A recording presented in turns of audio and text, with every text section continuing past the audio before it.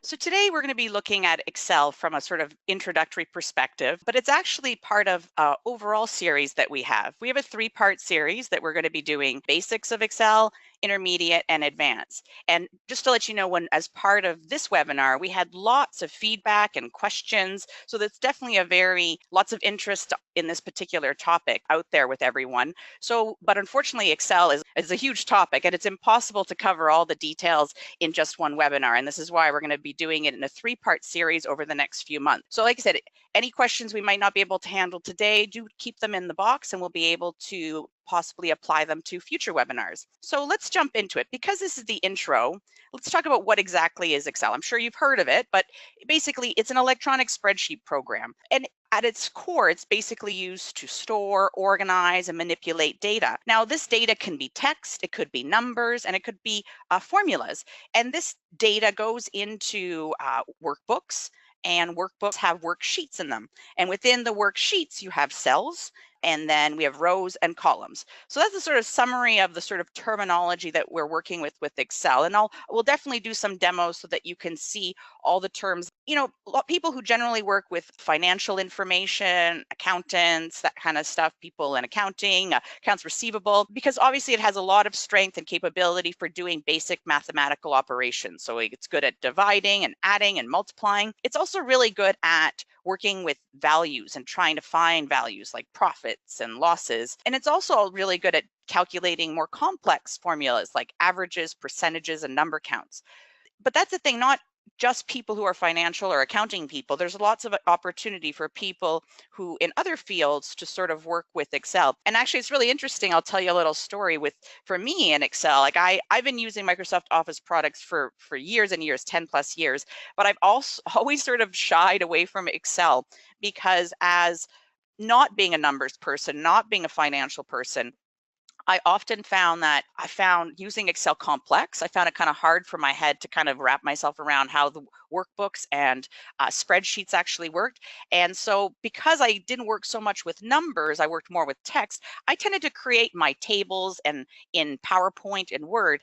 And what's been interesting though is in the past few years, as Microsoft has been evolving all their suites of Office like Word, Microsoft Word, PowerPoint, and Excel, they've done so much in the last few years to Excel that they've definitely changed it from and made it definitely more usable for people like me who are not the financial people, and made it easier to use sort of tools and one-click functions to get the functionality of analysis, of reporting. And again, I might not be doing sort of complex formulas, but there's definitely for anybody sort of organizing data information, there's lots of capability for you to use within Excel. So let's talk about it and actually dig into and jump into using Excel. So at a high level, let's talk about the navigation of Excel.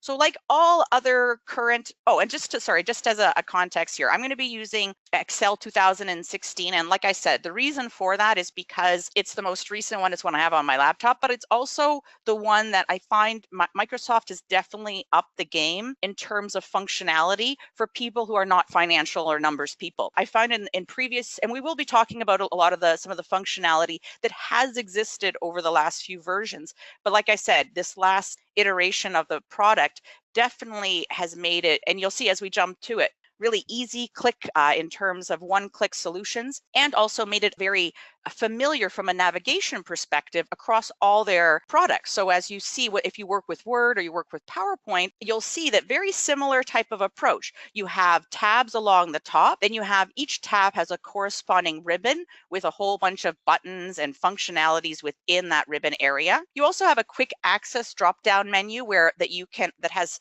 functions that are more commonly used like print and save and that kind of stuff. But that quick access drop-down menu can be customized based on functions that you may use on a more regular basis. Now, what's a little different about Excel is you also have now underneath the ribbon, you have this area called the formula bar. And this is a pretty important area to look at as we sort of start working with Excel, because this sort of tells you the background of what's going on in a particular area of your spreadsheet. So what you have here is you have it's called the name box or cell address. This tells you where your cursor is actually looking on the spreadsheet, or we'll call it the worksheet. And it also has here a formula bar, and it will tell you based on what cell you are actually activated, what data is in that particular cell. And as I mentioned, this is the whole document that you save is called a workbook. And within a workbook, you can have many worksheets. So when you create a new workbook, it generally just defaults and will give you one new worksheet, but you can easily add the plus button and add additional worksheets. And like I said, there's a whole level of complexity in future editions that, and as you get in more into the intermediate and advanced uses of Excel, that you can link these worksheets together, you can populate data across these worksheets, you can pull data from one worksheet into another, lots of functionality there. And then we're going to talk about adding data. So there's many different ways that we can add data into Excel. We can actually type data in, typical just using your keyboard. We can copy and paste data from other locations, other workbooks or worksheets, from a table in Word or other documents. And you can also import it from other sources. And what you see here is a bit of a screenshot of some of the options that are available. You can pull data from other files and other workbooks. If you have your Excel connected to particular databases in the back end, you can pull data from there. Potentially, you might have some online or cloud services that Excel can be connected to. So there's lots of opportunity here. Again, this is more when we're dealing with large data sources potentially. You might have like customer lists potentially in a database, and you might have to pull all of that into Excel. Obviously, you want to do that and not actually type out all your customer addresses and that kind of stuff. So let's actually jump into Excel, and I'll show you a little bit of a walkthrough of the navigation like I just mentioned, and we'll talk a little bit about adding the data. So I'm just going to pull up my basic getting started. So as I mentioned here, there's the two worksheets, and I'm going to just add a new one to get started. I'm going to just move my little area here for my webinar out of the way. Okay, so as I mentioned, this was our quick access drop-down menu, and the toolbar here has options for saving, opening, printing.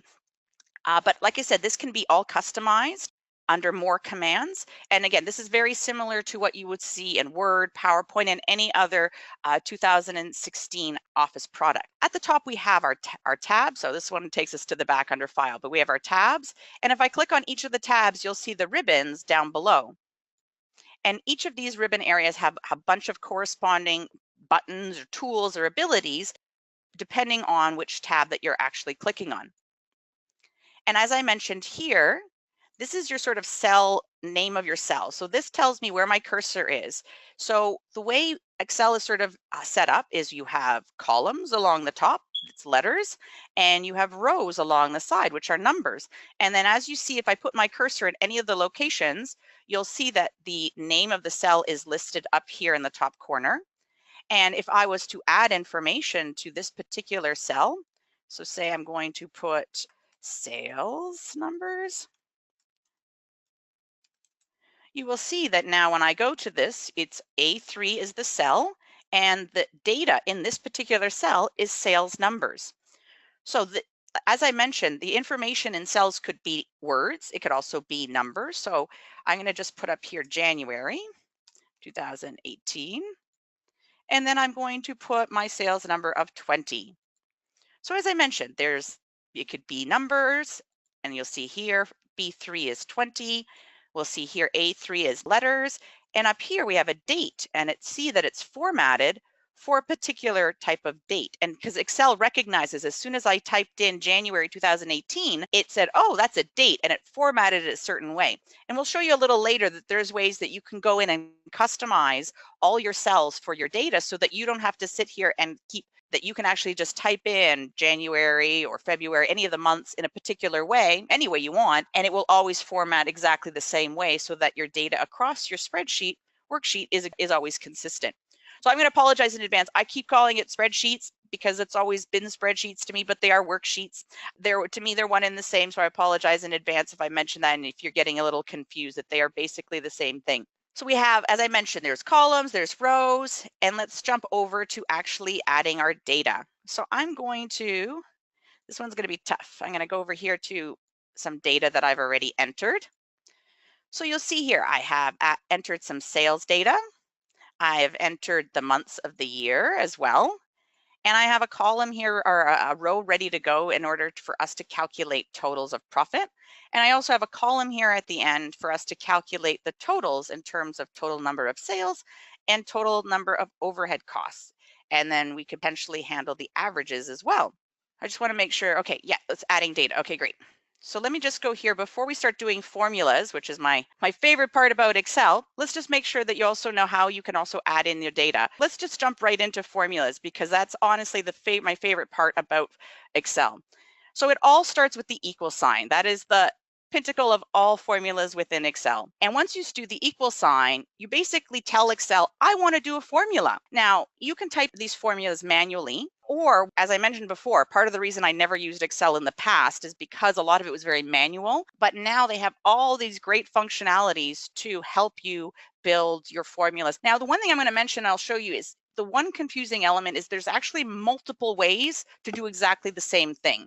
So that was the one element about Excel that hey, I love the fact that they've made it easier, but as you kind of go through, you will find there'll be areas that's like, wait a minute, isn't this the same place to do this and that? So you'll find that but you'll see that also across all Microsoft Office. Like in Word, if you right click in the drop down menu, there'll be options to copy paste as well as up on the top.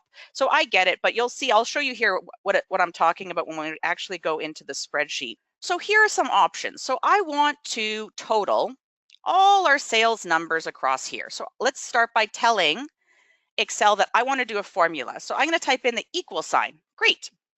So I'm telling them I want to do a formula. What do I want to do? Well, I want to add all these together. So I'm going to type in sum.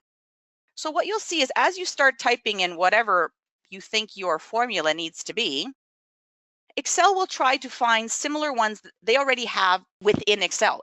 Excel has over 400 different formulas embedded within it that can help you. So there's ones that are obviously more simple, like adding and dividing and multiplying and subtraction, but it can go up to very complex sort of engineering, mathematical type of equations. So once I've typed it in, now I can put my bracket and say, okay, I want to add. Now here's where it gets interesting. If you've never used Excel before, you would think that if you were going to calculate something, you would be typing in 12 plus 12. So basically, I'm typing in these rows and I'm going to add them all together, which is good in theory, and that should give you a total. But the problem with that is that if you ever change any of these numbers, then this will not change because it's the actual data. So you see, if I actually click in it and I go up here to the formula bar, I know that even though it's totaled it to 24, the actual formula of the data in this cell is 12 plus 12.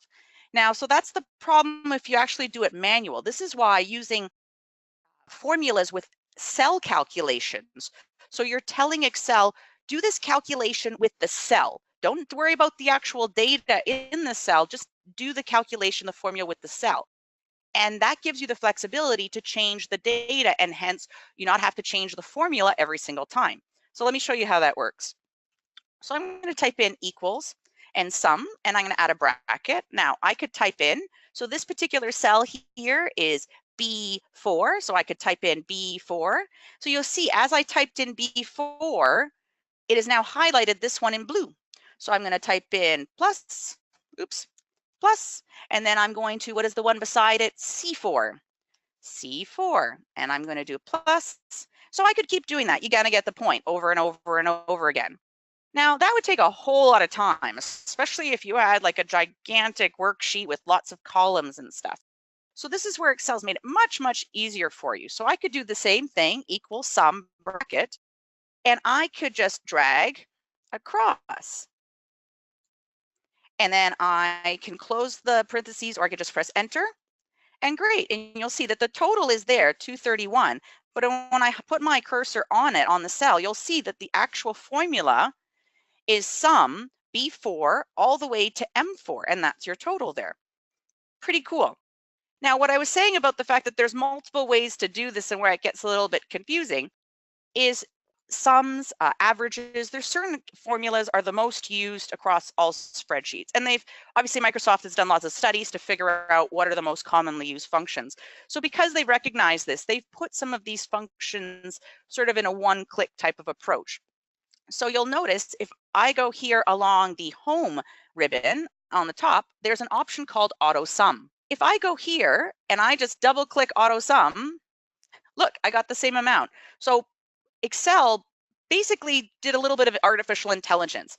It decided based on its format, where it is in the cell and the data that was beside it, that it should total all this data. Now, again, sometimes it doesn't get it right, and you have to actually go in and play around with this, the information. But I love the fact that at one click, I could put my cursor here. I could go here to auto sum, double click, and it will go across and do the formula for me.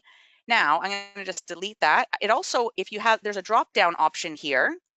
And these are some others functionality that Microsoft has found is very commonly used. So they made it one click. So say I wanted to just one click average. So it won't, oh, it doesn't recognize the average. It wants to total these amounts. So it wants me to actually highlight it. Great. So now it gave me, so that's where sometimes it's intelligent, but sometimes you have to give Excel a little bit of help because it doesn't recognize the numbers.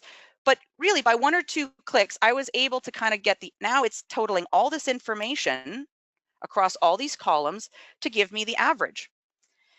Now say I wanted to do subtraction, something that's not in this auto sum. Oh, sorry, I did want to mention, just to show you that this also exists in another place. So this auto sum, if you go under here under formulas, oh look, auto sum, again, same thing.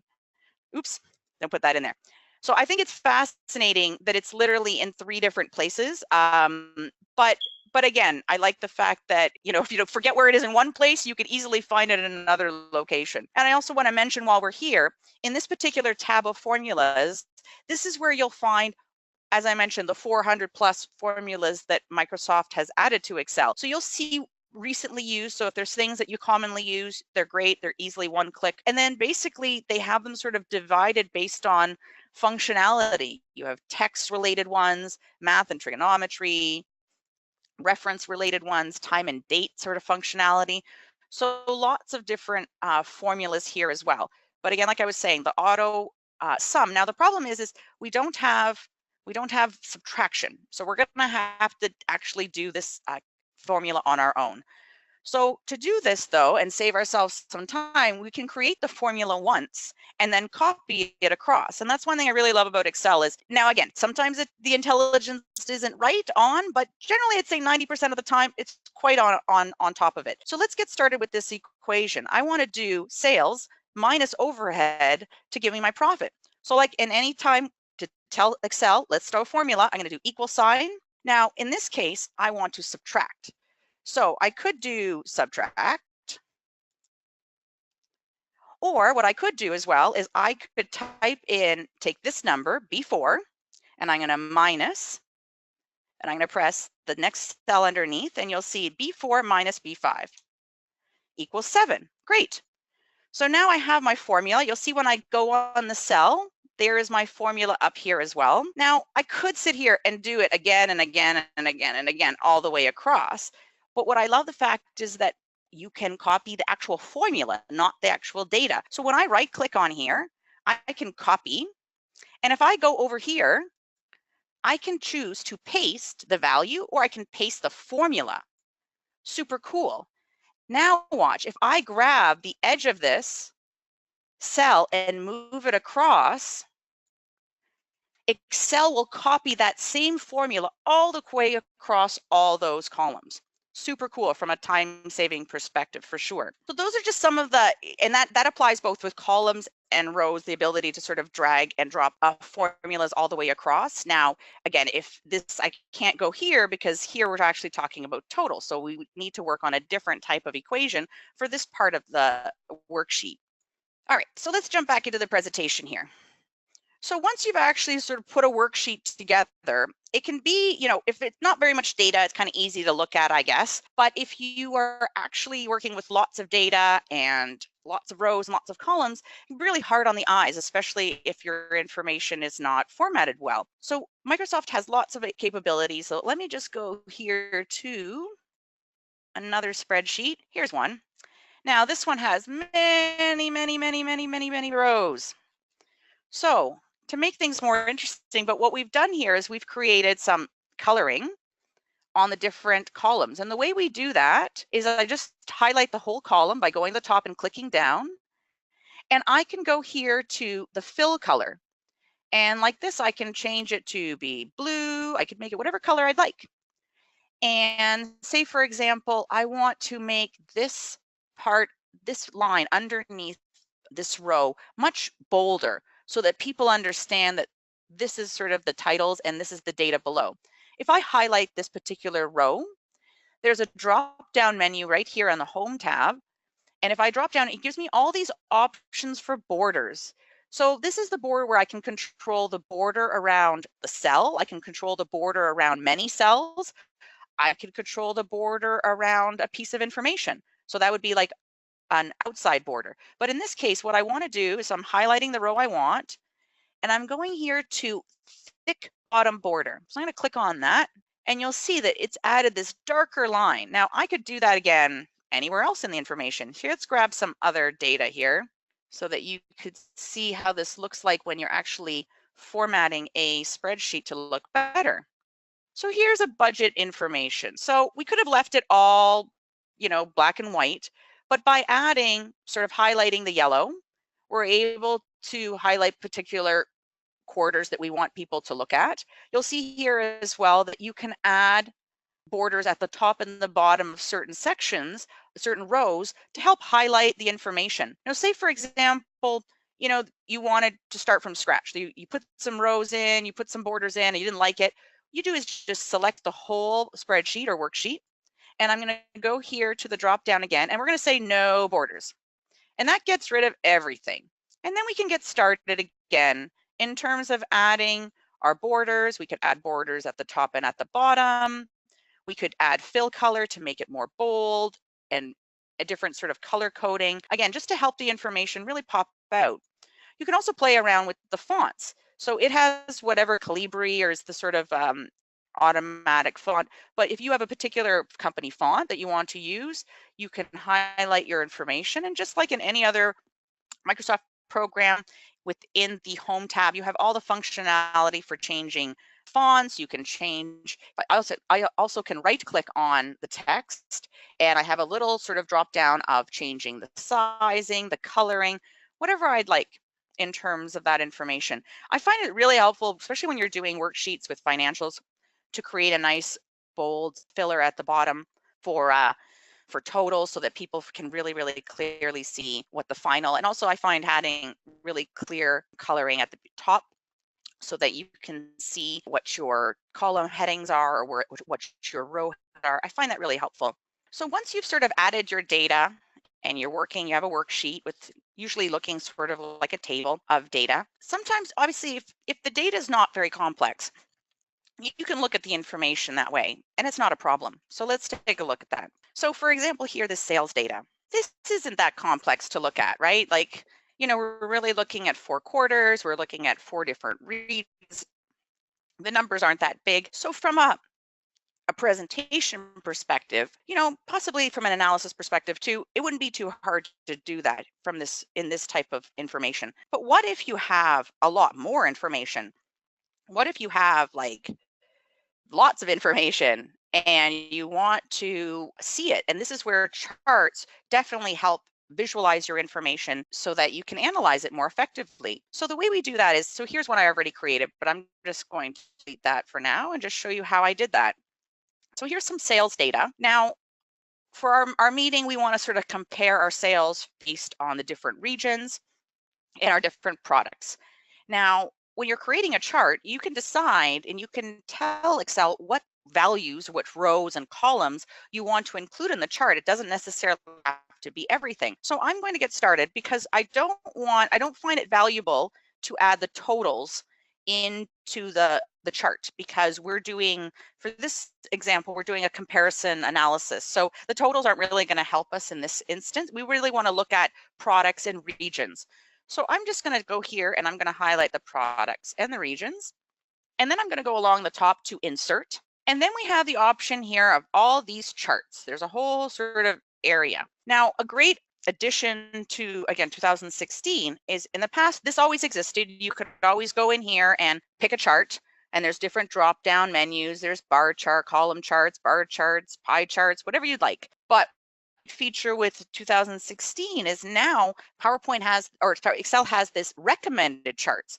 I love this because one of the most commonly asked questions people ask is, what chart, because there's so many different charts, what chart should I use to best show my data? So the fact that it has some intelligence, it will kind of look at your data and just, you know what, as much as you might like pie charts, that's probably not the best way to display this type of data in a pie chart. Probably a bar chart is a more effective, or a column chart or stacked bar is the best way to show it. So I'm going to decide, you know what, this is going to give us a better sense of units for the product. So I'm going to go with that one. Great. And I love the fact one click and they have Excel has generated a beautiful chart for me. Now I can go in and do some customizing. Now when I actually have my chart selected, you'll notice that a little tab appears up here at the top called Chart Tools. Very similar, again, like Word, PowerPoint, similar functionality. So, but you see it disappears when I'm not on the chart. So if I select the chart, it comes back again. And what it tells me is I have two tabs here that are specifically for helping me format my chart. So there's Design. So change the color scheme. So say I don't like this color scheme, oops, I can change the actual colors and make it all one color or multicolored. They also have some just stylistic formatting. Say you want it to be sort of, this has like a grayed background, some shadowing. This one has a more 3D beveled effect. This one has a sort of graded shade. So we have some functionality to add some, different look or style to your particular chart. You can also play around with formatting. So I can go in here and select each particular bar and actually change the color manually. So say I have a color shade for my brand, I can go in and enter those colors and make sure that my chart matches my branding colors. I can go in also and change the, say I want to change the title to sales data. I can also make decisions about how big or small, say that I'm finding this a little bit too small to read. So I want to make this a little bit bigger. Say I don't, you know what, we have the values here. I can actually move them manually so they're not on the actual bar. You get very specific, but say, you know what, we're going to look at the actual bars and we don't want to actually look at the value. So we're not getting any value from this chart at the bottom. So I'm just going to delete it because it's taking up space.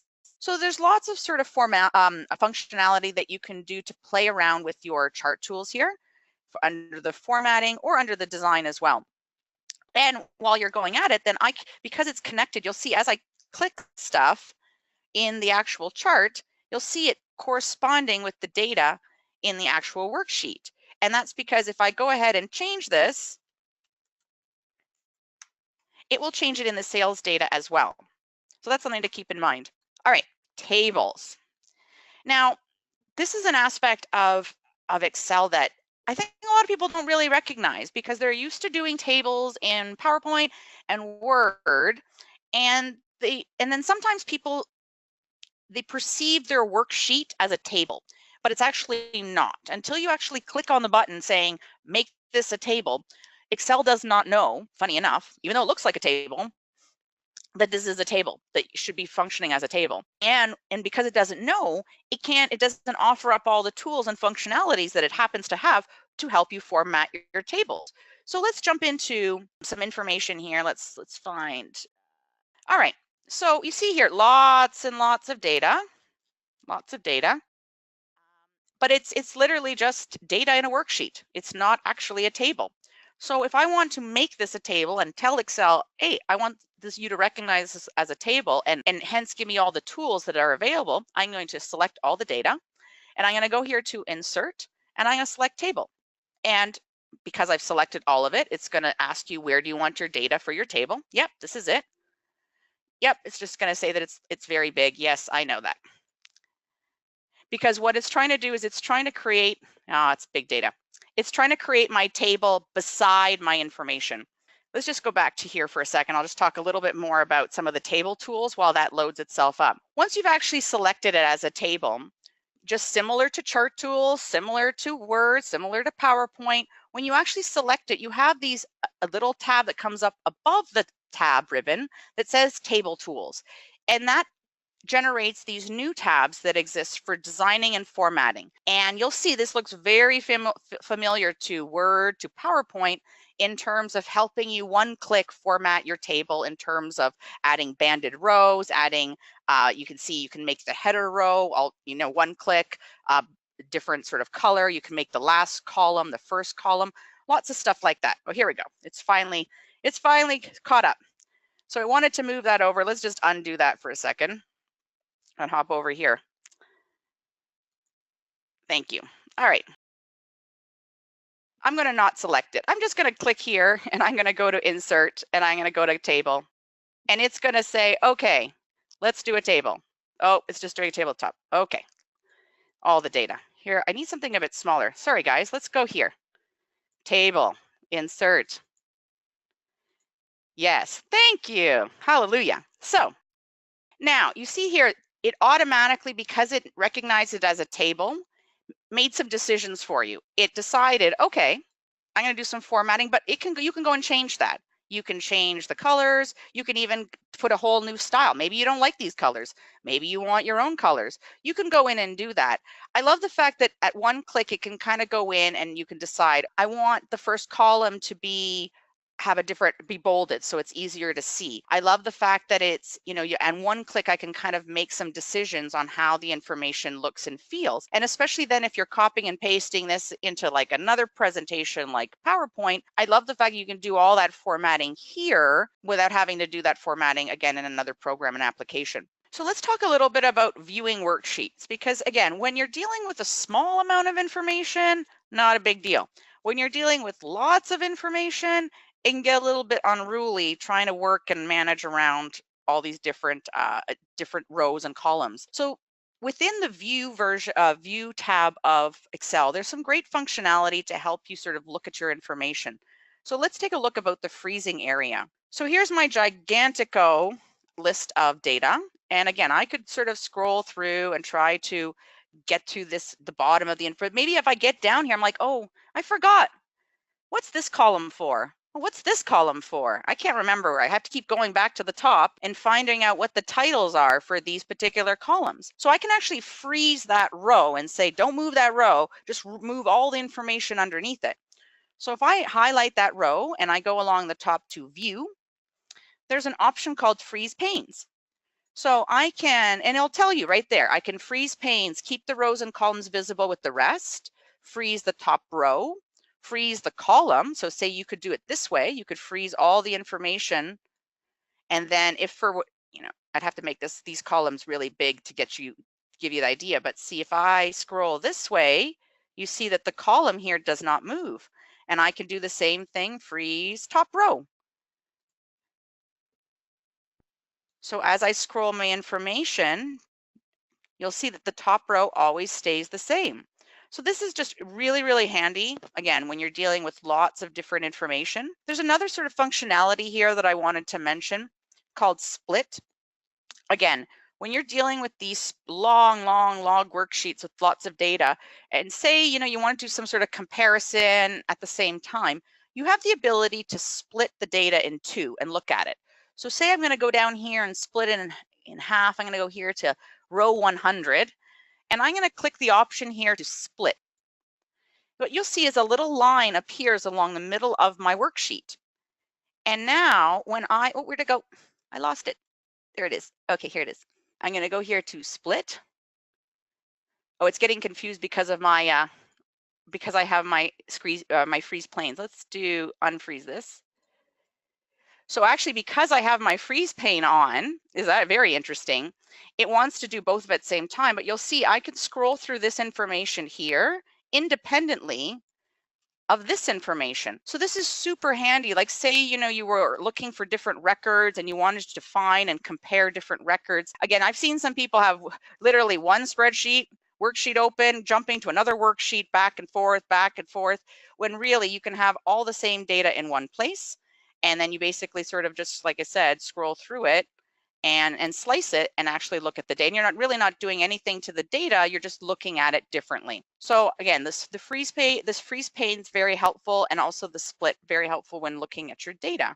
All right, let's talk a little bit about saving and printing, just because printing in itself at Excel can be a little bit of an exercise in patience sometimes, because again, if you have a very small worksheet, not a big deal. But when you're dealing with very large files, like this one, for example, with lots and lots of data, or where's this one? Another one that I had here that was very wide, this budget one.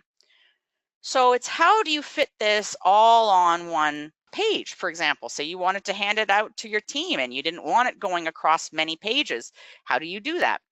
So first off, let's talk about saving. So I'm going to go here to the File tab, and this takes us to the Backstage view, which is very similar like all other Microsoft products. And I'm going to go here to the Save option, which it's already saved, but I'm going to go here to Save As. And similar to other products, other Microsoft Office products, I can decide on the name, where it goes. I can decide whether I save it on the cloud or whether I save it on this particular PC. But I'm also, in this case, I'm also going to just go here to Print. So in the print option here, you'll see that, and what's interesting too is sometimes you might say you want to send, some financials to someone, but you want to send the spreadsheet. You want to send like a PDF.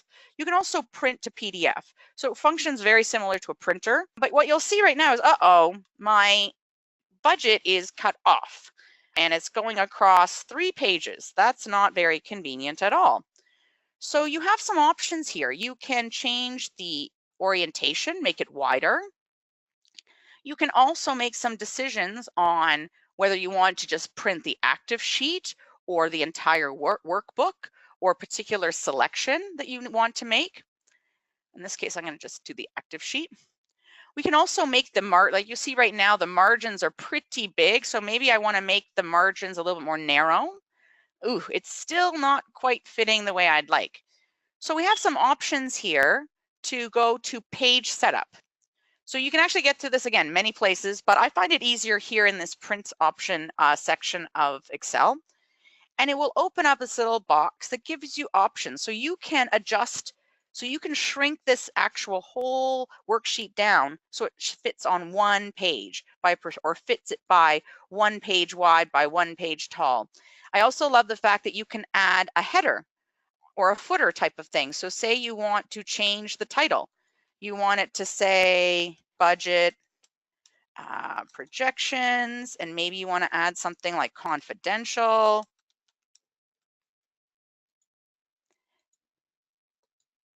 I love the fact that so now it's shrunk down my whole little budget sheet onto one page, and it's added in my header and my footer. So I don't have to go and do anything else anywhere else. It's all done here.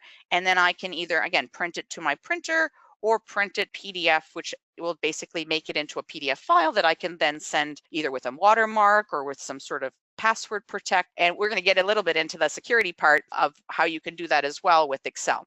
So sharing and security. So there's 2 different aspects in terms of your security and passwords within Excel. You have the ability to share the workbook with other people and put passwords on it. So if that's the case, that would mean that if, say you were saving it in a network drive somewhere with other people, you can add a password to open it. So that's an overall security. So say you just want control over who opens your entire workbook. This is how you would do it in the save option. What I also really love about Excel is the ability to control security around actual cells or worksheets. And there's two ways to kind of look at it, which is kind of interesting, and just think about sort of the applications that how this could apply. So let's look at employees. So here we're looking at some employee data. We have salaries, that's kind of confidential. Now you'll see that when I highlight new salary, this actually has a whole calculation in here. Now, say I wanted to share this spreadsheet with a coworker and I want them to make some changes, but I don't want them to make any changes to this particular equation, because if they do, it'll just mess up this entire workbook. So I can actually lock down content, or I can lock down structure. So there's two ways. So what I'm going to do is I'm going to go along the top. All right, so under review, we have the option to protect the sheet and protect the workbook. So the worksheet is, so say for example, I want to make sure that no one changes people's salaries, like go into your friend's salaries and make some changes. So I can go here to this particular column, select the whole thing and click protect sheet. And I can add a password here. And what that will do is that will protect the whole sheet, but I can make some decisions. So I can say, whatever, I'm just going to PW so I don't forget. Don't forget your password. Very hard to get it back. Note to self. Okay, so PW is my password so I don't forget. You're basically protecting the whole sheet, meaning they can look at it, but they can't change anything. But then from there you can make some tweaks and say, okay, you can select lock cells. Maybe you don't want them. Maybe you want them to select unlock cells.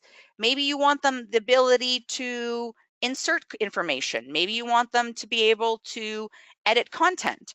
So you might want to have some decisions of what you want to allow people to do and not do. So like I said, the sheet is more like locking down the content, like you don't want people to actually change the information, versus protecting the workbook. Now, even if you highlight it, you'll see, keep others from making structural changes to your workbook, such as moving, deleting, or adding sheets. So here's how this could work.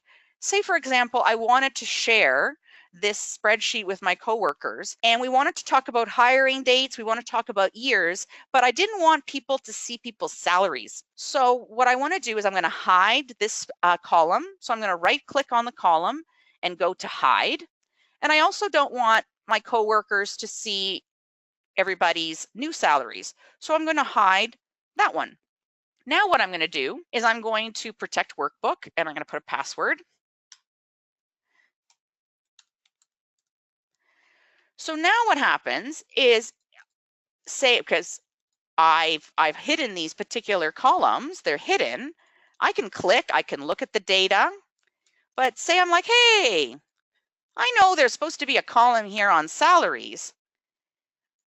I want to unhide it, but I can't because it's been password protected. So that's a sort of way that you kind of can get away with, say you had a great example, a friend of mine uses this all the time, is you spend all this time creating really complex formulas that goes to other sheets and other places, and you definitely don't want people to mess around with that. So what they do is they actually create those in certain columns and lock that all down and protect the workbook, and then people can't actually unhide that. You can also do it with the actual full worksheets. So say, for example, I had here under my employee data, I wanted to share this whole workbook with people, but I don't want them to see this particular tab. I could hide this tab. Right now, again, I'm locked out. I got to undo this. There we go. So now I have access to do this kind of stuff. So I can actually hide this particular whole workbook or worksheet, and again, then protect the workbook, PW. And by doing that, then the next person coming around might want to unhide, and you'll see everything is basically locked down. I can look at the data, but I can't actually go into those hidden areas. So again, this is a really handy feature. I find when you're working and sharing your spreadsheet or worksheets with other people, and especially when the data per se is not confidential, but you don't want people mucking around with your data. Super handy. Oh, and let's talk a little bit about sharing before we get into some of the features of 2018, or 2016. So we have this option here in the top right to share. And before you can share, you must put it up in the cloud. And once you put it in the cloud, you basically can, once you've have it all up in the cloud, you can invite people and add their email addresses, and you can share it with them. You can add a message. You can limit, if they can see stuff, that they can view stuff, that kind of stuff. So very handy in terms of sharing information. Say you want to share a spreadsheet, but when you're in that case, you're sharing all of it. And that would be the case where you'd want to share it with someone, but then put in some protections if you want to limit what they can see or what they can access or change. So something to keep in mind. All right, so before we finish off, covered lots of information. I just want to jump into a few other features that Excel 2016 has that we don't have time to go deeply into today, but I do want to mention just because they're super cool. Quick analysis tool. This has existed in previous versions, but they've definitely kind of upped the game in this most recent version. So I'm just going to quickly bring up just a spreadsheet of sorts. So basically they have exactly what it did, a quick analysis tool. Excel looks at your data. If you highlight a chunk of data, and this little new box will come up in the bottom corner called quick analysis. And when I click on it, it basically gives me options that I can do totaling. So say I wanted to do some basic totals and stuff. I want to do some formatting. I wanted to add some color charts. I wanted to add bars values to make it easier to see what the totals are. Say I wanted to just highlight those greater than a certain amount. Okay, say I want to just highlight the cells that are greater than 50. Okay, great. Wait, I've had too much stuff going on, so it's kind of hard to see. But I just love the fact that with this quick access toolbar or tool here, you can one click, you can create a chart very quickly. Now, again, you don't have all the same functionality that you have on the top with the ribbon. But again, for just quick and dirty getting stuff done, I love that they've added this quick analysis tool. And like I said, and it's quick analysis, this doesn't work really well, I've noticed, with really long pieces of data, like long, lots of rows, lots of columns, maybe not as effective, but definitely with sort of quick and dirty like table like we have here, very easy for formatting information. We'll also talk a little bit about some of the new charts that Excel has added. So I'll just quickly show them to you here. They're super cool. So we're going to look at some of the charts here under Insert. So some of the new ones that they've added is it's called a tree map. So what a tree map does is it sort of creates say like a visual representation of your data in a sort of color box perspective. Again, depending on the type of data you have, this may or may not be effective. They've also added some new charts in terms of recommended charts. Oh, I need to pick some data first. He's confused. Okay, let's go to all charts. So the new ones that have been added is they've added waterfall, they've added tree map, they've added this box and whiskers. Again, I'm not a big financial person, so I'm not really sure where this would be used, but I'm sure for people who find it useful would find that really, really handy. And they've also, like I said, the tree map one in particular, and the sunburst, I found really cool. Now, again, if the type of data, you need to have the right type of data to use these types of charts, because if not, they really aren't, and that's why I really like the fact that Excel now has this recommended charts, because like I said, even though you might think the tree map's really cool, it may not work with the actual data that you are using that particular day. Let's talk about, 3D power maps. This feature is so super cool. I'll admit, complex, not the easiest to work with, but for applications where if you're in your business and you have latitude and longitude addresses and you want to strategically map your data, your sales, your customers, and you happen to have those locational data, the 3D power map feature is just like game changing in terms of that, like I said, being able to visualize your content on a map of the world, or you can even import your own maps and but again, I'll tell you right now, it's not the easiest to use. I'm not even I'll show you where it is. But like I said, you need to have the right kind of data in order for it's right here under Insert, under 3D map, and it will open up its own little box. But like I said, it doesn't work with any data. It needs to work. It works with latitude and longitude and address data. It needs that. It needs to recognize that. So that's that's a webinar in itself. But I do want to mention it because I just thought for people who are in the type of business where you have that type of data, this could be honestly a great tool for marketing, sales, planning, that kind of stuff. And last but not least, pivot tables. Pivot tables are life altering, let me tell you. Pivot tables have existed for a while, but like I said, like anything else, Microsoft has definitely upped their game in terms of how pivot tables work and their functionality and how much easier they are to work with. So I'm just going to close out of here. Now, so we have some data. So in a nutshell, I'll just read it here. Pivot tables, they take your data and they summarize it. Now you could do that like we did with our tables here. You know, we could go here and do grand totals. We can do totals there. We could do that kind of stuff. But, oh, actually, let's look at some more complex data. I think this would look better with this data. Here we go. Let's close out of that and erase that. All right. So here we have some pretty complex furniture sales data. And so this is a lot harder to analyze. So we've done summaries, we know items, we know totals, we know dates, we know regions, but this is a lot of information to kind of go through and try to figure out how did we do in our sales. So this is where pivot tables is like one click, basically reporting, and then I'll show you what you can do with it.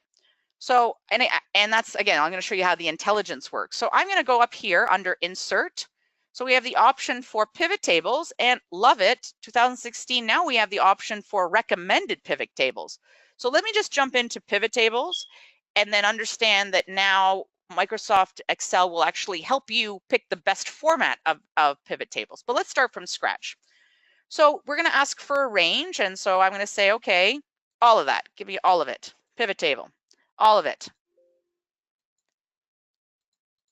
Okay, it doesn't want these. Okay, just give me these columns then. There we go. Perfect. So before you freak out, your data is still there. It's in another tab at the bottom. So when you create a pivot table, Excel automatically generates a new worksheet for you. We'll call it here, worksheet, and we'll call it pivot 2. And I'm going to just click here in this placeholder. So what we got here is Microsoft has gone through your data in that worksheet that we had and decided based on the columns, the rows, and has sort of sorted all the data. So we'll hear this is the data that's in that particular worksheet. So I can make some decisions on what I see. So say I want to look at regions, and I'm going to click on regions, and I want to look at date. Oh, but I just want to look at years. I don't want to look at quarters. I just want to look at years. And I want to look at cost. So you'll see just by doing those few clicks, I don't have to look at all my data. I can look at a summary of my data. And as I clicked on that, Microsoft made some decisions on where this data should show. So you'll see here we have columns, rows, and values.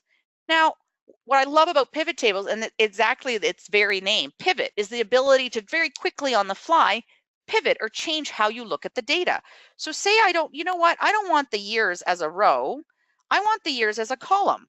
So you see in one click, now I'm able to see my regions and how many sales they've done per year. Oh, say I want to change that around. Okay, years comes back to row and regions become columns. Same thing. Very quick, easy drag and drop. Say I want to add more content and more information, more data. And I can, again, just decide where this data is. And what's awesome is the fact that it also collapses it down so that you can look at it summarized like it is right now, or expanded if you actually want to see the data. But in terms of so you see this little pivot area disappears, but when I click on the data, it appears again. At really a few clicks, I can customize a report and make some decisions on what data I'm looking at. Super cool. The possibilities with this are endless. And just so that you know though, so pivot tables are kind of like a beast in itself and very similar to all the rest. When you're activated in the pivot chart or pivot table view, you'll have the pivot tables tool along the top ribbon, and you'll see these additional features to analyze. So you have some features here to clear the data and move the data. And I also want to quickly mention though, pivot charts. So pivot charts are important because they are connected to the actual pivot table. So if I was to, so you see here, here's my table, here's my chart, and here's my table. If I change the data around and I add product or customer, you'll see that it's going to start adding that data to my particular table.